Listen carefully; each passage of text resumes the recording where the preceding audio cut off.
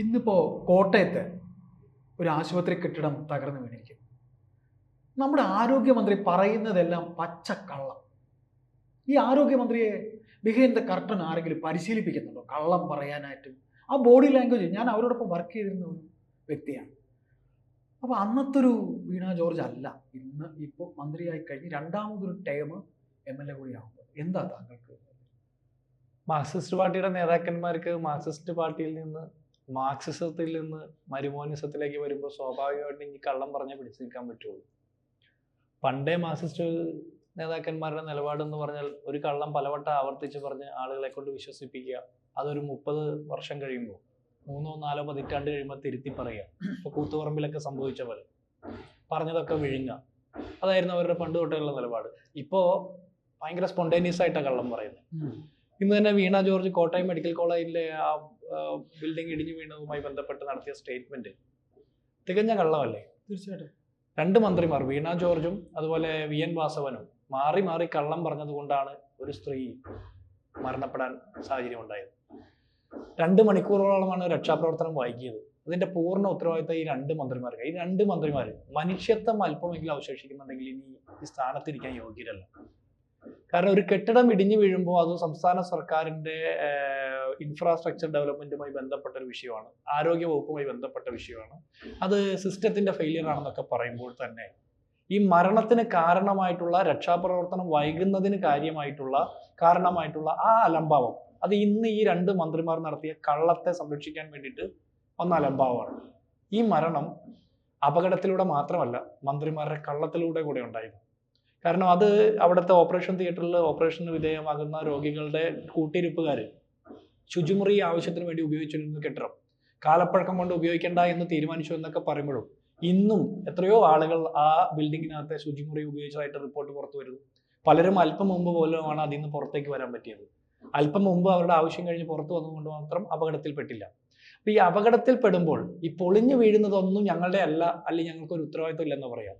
മുഹമ്മദ് റിയാസും അങ്ങനെ തന്നെയാണ് പറഞ്ഞു. 2 കോടി രൂപയ്ക്ക് റീൽസ് എടുത്ത് ദേശീയപാത ഞങ്ങളുടെ ആണെന്ന് പറഞ്ഞ മുഹമ്മദ് റിയാസ് ഇത് ഇടിഞ്ഞു പൊളിഞ്ഞു വീഴുമ്പോൾ വെള്ളക്കെട്ട് വന്ന് നാശനഷ്ടം സംഭവിക്കും, ഇത് ഞങ്ങൾക്കില്ല, കേന്ദ്രത്തിന്റെ ആണെന്ന് പറയുന്നു. അതേ നിലപാട് തന്നെയാണ് ഇവിടെ സംസ്ഥാന ആരോഗ്യ വകുപ്പ് മന്ത്രിയും എടുക്കുന്നത്.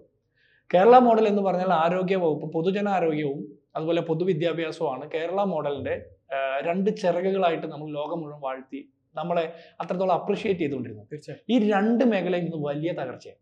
പൊതുവിദ്യാഭ്യാസ രംഗം തകർന്നു എന്നുള്ളതിന് പലതരം തെളിവുകളുണ്ട്. അതിൽ ഏറ്റവും ഇവർ പറഞ്ഞ സ്കൂളുകളുടെ എണ്ണം വർദ്ധിച്ചു, സ്കൂളുകളുടെ ഫെസിലിറ്റീസ് വർദ്ധിച്ചു എന്നൊക്കെ പറയുമ്പോൾ കണ്ണൂർ ജില്ലയിൽ മാത്രം 8 സ്കൂളുകൾ അടച്ചുപൂട്ടി. അതിൽ 3 മുഖ്യമന്ത്രിയുടെ മണ്ഡലത്തിൽ ധർമ്മടത്താണ്. വേറെ ഒരുപാട് ഉദാഹരണങ്ങളുണ്ട്. ഇപ്പൊ ആരോഗ്യവകുപ്പുമായി ബന്ധപ്പെട്ടാണെങ്കിൽ കോഴിക്കോട് മെഡിക്കൽ കോളേജിന്റെ ICUവിൽ തീപിടുത്തം ഉണ്ടായി. ആ തീപിടുത്തം ഉണ്ടായപ്പോൾ അവിടെ നിന്ന് സ്വകാര്യ ആശുപത്രിയിലേക്ക് മാറ്റിയ മനുഷ്യരിൽ പലരും മരണപ്പെട്ടു. പലർക്കും വേണ്ടത്ര ചികിത്സ കിട്ടില്ല. പലർക്കും സാമ്പത്തികമായിട്ട് അവരെ തിരിച്ച് അതേപോലെ കൊണ്ട് ഇവിടെ തന്നെ കൊണ്ടുപോകും. ചികിത്സാ സഹായം ചെയ്യാൻ സാധിച്ചില്ല. അത് സംസ്ഥാന സർക്കാരിന്റെ ദുരന്ത നിവാരണ ഫണ്ട് അല്ലെങ്കിൽ ദുരിതാശ്വാസ ഫണ്ട് എന്നൊക്കെ പറയുന്നത് ഇത്തരം സാഹചര്യങ്ങളിൽ കൂടി ഉപയോഗിക്കാനുള്ളതാണ്.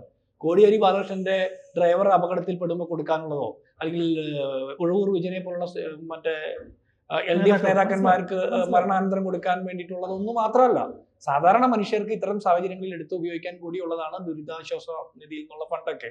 അപ്പൊ അത് വേറൊരു വിഷയമായതുകൊണ്ട് ഞാൻ പറയുന്നില്ല. പക്ഷെ സംസ്ഥാന സർക്കാരിന്റെ ആരോഗ്യ മേഖലയിലെ അലംഭാവം വളരെ വ്യക്തമാണ്. അത് ഈ ഒരു കാര്യത്തിൽ മാത്രമല്ല. ആരോഗ്യ വകുപ്പ് മന്ത്രി വീണ ജോർജിന്റെ മിന്നൽ പരിശോധനയെ തുടർന്ന് മറ്റേ മരുന്നില്ല എന്നൊക്കെ പറഞ്ഞുള്ള മിന്നൽ പരിശോധന, ഞാൻ മന്ത്രി അപ്പോൾ അവിടുത്തെ ഫാർമസിസ്റ്റുകളോട് ചോദിക്കുന്നു എന്താണ് മരുന്നില്ലാത്തത് എന്ന് ചോദിക്കുന്നു. അപ്പൊ ഇങ്ങനെ പല കാരണങ്ങൾ അവർ പറഞ്ഞു. അത് വിശ്വാസമില്ലാത്ത മന്ത്രി അവിടുത്തെ കമ്പ്യൂട്ടർ പരിശോധിക്കുന്നു, ഇത് വരുന്ന വഴി പോകുന്ന വഴി ഒക്കെ പരിശോധിക്കുന്നു. റിസൾട്ട് എന്താണെന്ന് നമ്മൾ അറിഞ്ഞു. ആരോഗ്യമന്ത്രിയുടെ റിപ്പോർട്ട് പരിശോധന മാത്രമേ പറഞ്ഞു. മിന്നൽ പരിശോധനയുടെ റിസൾട്ട് ആരോഗ്യമന്ത്രി ചെന്നിട്ട് ആ മരുന്ന് എന്തുകൊണ്ട് സാധാരണ രോഗികൾക്ക് കിട്ടുന്നില്ല എന്നുള്ളതിന്റെ കാരണം ഇതുവരെ നമ്മൾ അറിഞ്ഞില്ല. നമ്മുടെ മുമ്പിൽ കിട്ടിയത് ആരോഗ്യ വകുപ്പ് മന്ത്രി മരുന്ന് ക്ഷാമത്തെക്കുറിച്ച് മിന്നൽ പരിശോധന നടത്തി. അതാണ് ഇവരെല്ലായിടത്തും ഉപയോഗിക്കുന്നത്. മിന്നൽ പരിശോധന നടത്തിയപ്പോൾ എല്ലാവരും പുറത്തുള്ളവർ വിചാരിക്കും ആ പരിശോധനയെ തുടർന്ന് മരുന്ന് കിട്ടി, ഫാർമസിസ്റ്റ് മൂടി വെച്ചതാണ്, അല്ലെങ്കിൽ പൂഴ്ത്തി വെച്ചത്. അങ്ങനെയല്ലല്ലോ. ഈ മരുന്ന് എന്തുകൊണ്ട് കിട്ടുന്നില്ല? കോടിക്കണക്കിന് രൂപയാണ് മരുന്ന് കമ്പനികൾക്ക് കുടിശ്ശികയായിട്ട് കൊടുക്കാനുള്ളത്. അതുകൊണ്ട് മരുന്ന് സമയത്തിന് അവർ കൊടുക്കുന്നില്ല, അത് രോഗികളിലേക്ക് എത്തുന്നില്ല. എനിക്കൊരു കാര്യം കൂടി, ഇപ്പൊ ശസ്ത്രക്രിയ ഉപകരണങ്ങൾ ഇല്ലാത്തതിന്റെ പേരിലുള്ള ബുദ്ധിമുട്ടിനെ ചൊല്ലിയാണ് ഹാരിസ് ചെറക്കിൽ എന്ന് പറഞ്ഞ ഡോക്ടർ തിരുവനന്തപുരം മെഡിക്കൽ കോളേജിലെ യൂറോളജി വിഭാഗം ഡോക്ടർ ഫേസ്ബുക്കിൽ ഒരു പോസ്റ്റ് ഇടുകയും ആ പോസ്റ്റ് വലിയ വിവാദമാകുകയൊക്കെ ചെയ്തത്.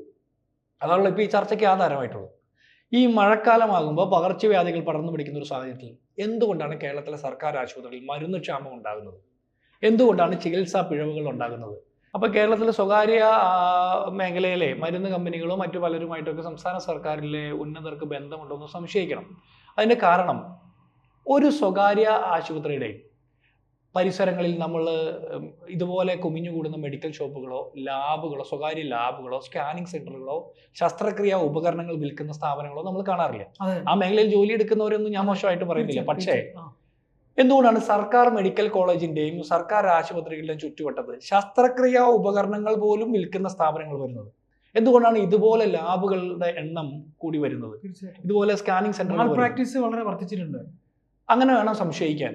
കാരണം ഇപ്പൊ മന്ത്രി പറയുന്നത് കേരളത്തിലെ എല്ലാ മെഡിക്കൽ കോളേജുകളിലേക്കും സർക്കാർ ആശുപത്രികളിലേക്കുള്ള ശസ്ത്രക്രിയാ ഉപകരണങ്ങൾ മറ്റ് സാധന സാമഗ്രികളൊക്കെ ഉപകരണങ്ങളൊക്കെ സപ്ലൈ ചെയ്യാനുള്ള ഒരു സെൻട്രലൈസ്ഡ് പർച്ചേസിംഗ് ടീമുണ്ട്, മെഡിക്കൽ സർവീസ് കോർപ്പറേഷൻ വഴിയാണ് ഇത് നടക്കുന്നതെന്നൊക്കെ പറയുന്നു.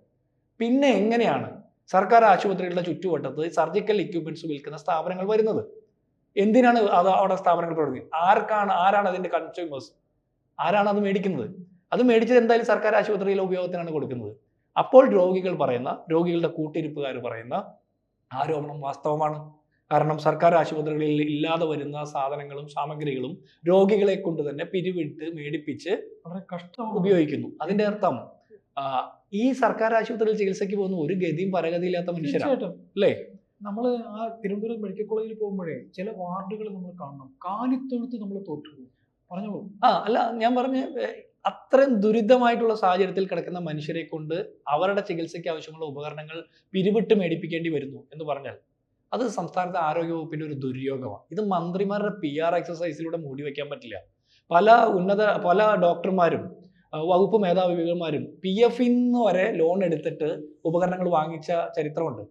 അപ്പോൾ മന്ത്രിമാർ പറയാണ് ഇവിടെ ഒന്നും ഒരു പ്രശ്നവുമില്ല, ഇത് കുൽസിത ബുദ്ധിയിലുള്ള ആളുകൾ പ്രചരിപ്പിക്കുന്ന മാധ്യമങ്ങളുടെ സിൻഡിക്കേറ്റാണ്, പ്രതിപക്ഷത്തിന്റെ ദുരാരോപണം എന്ന് പറഞ്ഞാൽ ചികിത്സ തേടിയെത്തുന്ന മനുഷ്യരോട് 5 രൂപയുടെ ചീട്ടെടുക്കുമ്പോൾ പകരം ബാലൻസ് 5 രൂപ കൊടുക്കാനില്ലാത്തതുകൊണ്ട് 10 രൂപയായിട്ട് വർദ്ധിപ്പിച്ചാണ് കുട്ടിക്ക് 10 രൂപ.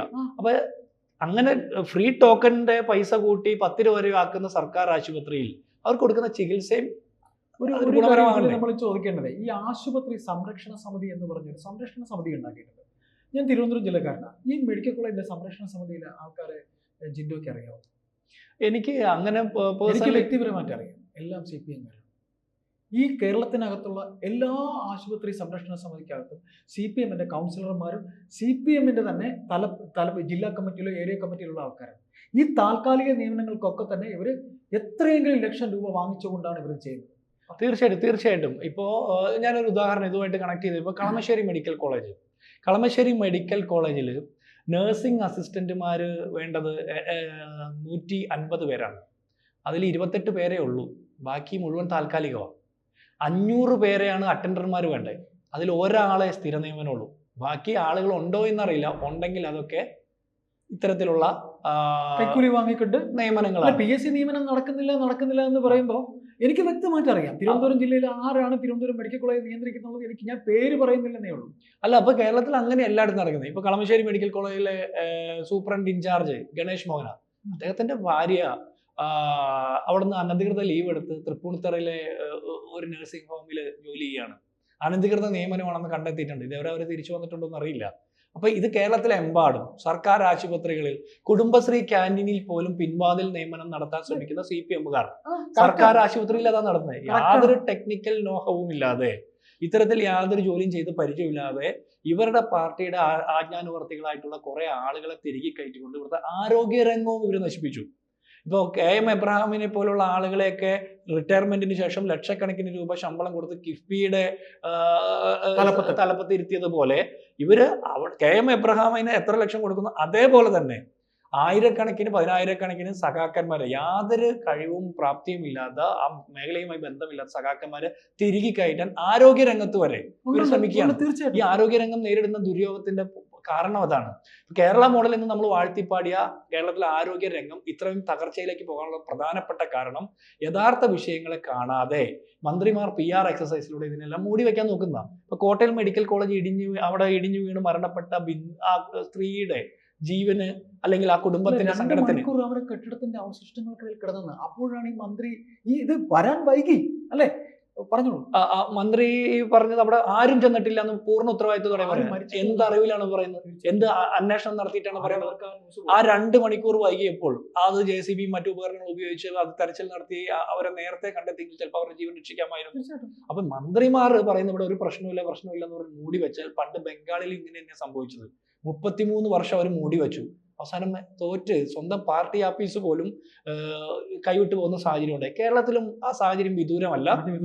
ജനങ്ങൾ ഇതിനെല്ലാം തിരിച്ചടി. ഒരു കാര്യം കൂടി ഞാൻ ചോദിച്ചോട്ടെ. ഈ കഴിഞ്ഞ ദിവസം മുഖ്യമന്ത്രിയുടെ ഒരു പ്രസ്താവന വന്നിരുന്നു. ഈ ഹാരിസ് എന്ന് പറയുന്ന ഡോക്ടർ സംസാരിച്ചല്ലോ.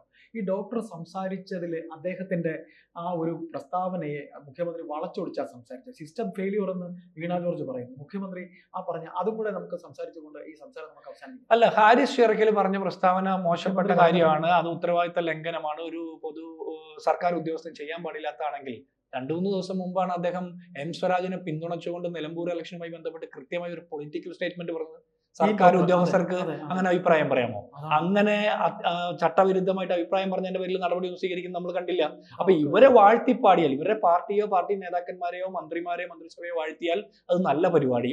എന്തെങ്കിലും മോശപ്പെട്ട കാര്യമെന്ന് തോന്നി അസഹനീയമായ സാഹചര്യത്തിൽ അതിനെക്കുറിച്ച് പ്രതികരിച്ചാൽ അത് തെറ്റായ പ്രചരണം എന്ന് പറഞ്ഞ് മുഖ്യമന്ത്രി എഴുത്തി കാണിക്കാൻ നോക്കുമ്പോൾ അതിനെതിരെ നടപടി എടുക്കാൻ വേണ്ടിയിട്ട് ഇവർ അന്വേഷണം നടത്തുക, അദ്ദേഹത്തിന്റെ വീട്ടിൽ പോലീസ് റെയ്ഡ് നടത്തുക ഒക്കെ ചെയ്യുമ്പോൾ നമുക്ക് കണക്ട് ചെയ്യാൻ എളുപ്പം കിട്ടുന്നത് ഉത്തർപ്രദേശിൽ യോഗി ആദിത്യനാഥിന്റെ സർക്കാർ അവിടെ കഫീൽ ഖാൻ എന്ന് പറഞ്ഞൊരു ഡോക്ടർക്കെതിരെ നടത്തിയ നരവേട്ട എന്ന് തന്നെ പറയാം.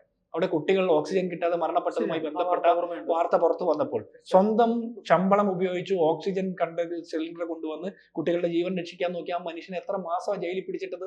അവസാനം കോടതി പറഞ്ഞിട്ടല്ലേ പുറത്തേക്ക് വിട്ടത്.